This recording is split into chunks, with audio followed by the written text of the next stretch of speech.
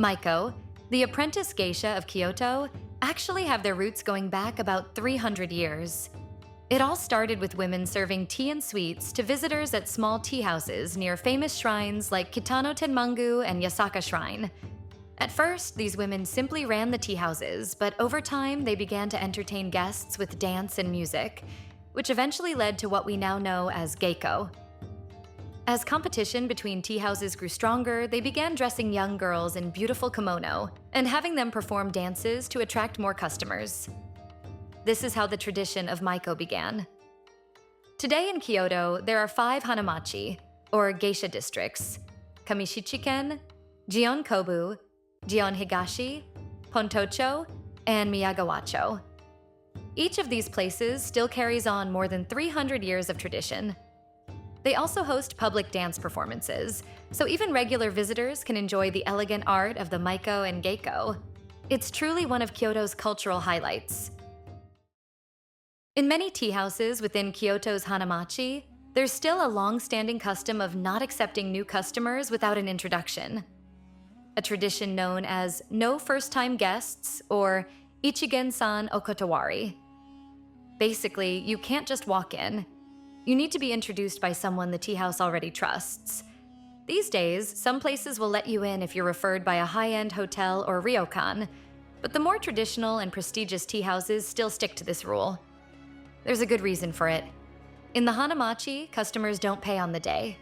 They pay later.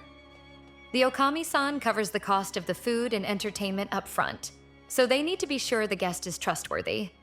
Also, part of the experience is personalized hospitality, and if it's your first time, the staff won't know your preferences well enough to give you the best service.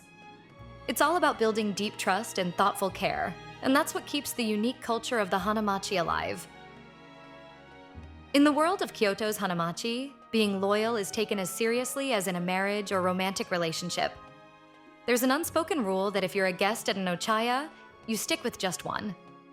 Switching to another tea house is seen as a betrayal, because trust means everything in this world.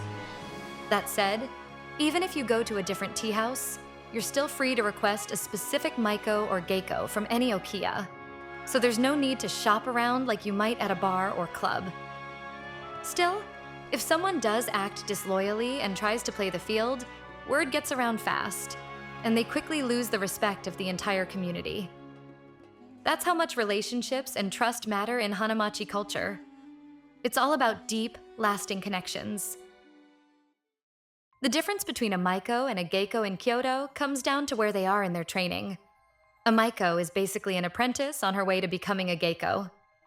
Usually, she debuts as a Maiko after finishing junior high school, and then around the age of 20, she goes through a big turning point called Erikai, which marks her transition into a Geiko.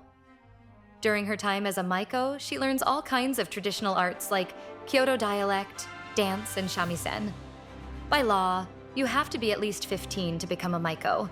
But lately, since there are fewer Maiko and Geiko overall, more girls are choosing to start after high school. There are even Maiko now who were born in the Heisei era, which really shows how the tradition is adapting to the times. And unlike Maiko, Geiko don't have any age limit. They can keep performing and refining their art for as long as they like. To become a Maiko, you first have to go through about a year of training called shikomi. These days, some okiya even offer a 1-week trial experience for girls who are thinking about becoming Maiko. An okiya is kind of like a talent agency in the entertainment world, and the girls live there while training. They help with chores, learn from senior Maiko and Geiko, and take dance lessons. During the shikomi period, they're taught proper manners, Kyoto dialect, greetings, and traditions by the mother of the house and the older girls. The lifestyle is tough. They wake up earlier than everyone else and sometimes don't go to bed until late at night. Learning the Kyoto dialect and traditional dance is especially important. And since many girls come from outside Kyoto, the training can be really detailed and strict. After about 10 months, if their dance teacher approves and the okiya mother feels they're ready, they move on to the next step, becoming a minarai, or a trainee Maiko. This phase lasts about a month. They go with an older Geiko to real tea houses, wearing the wear shinobu hairstyle, a handara obi, and slightly lower okobo, and they learn by observing and helping. The sisterhood is made official through a traditional ceremony where the two exchange sansankudo, overseen by the tea house's proprietress, with the Okiya mother and others watching. The younger one even receives a character from her older sister's name, and their bond is meant to last a lifetime. Once the Minarai period is over, it's time for her official debut as a Maiko, called Misadashi. She wears a formal black kimono and visits tea houses for 3 days with her older sister. But that's just the beginning. From there, she continues training in dance, shamisen, singing, drumming, flute, and even tea ceremony, all while learning the art of hospitality and perfecting her skills as a traditional performer.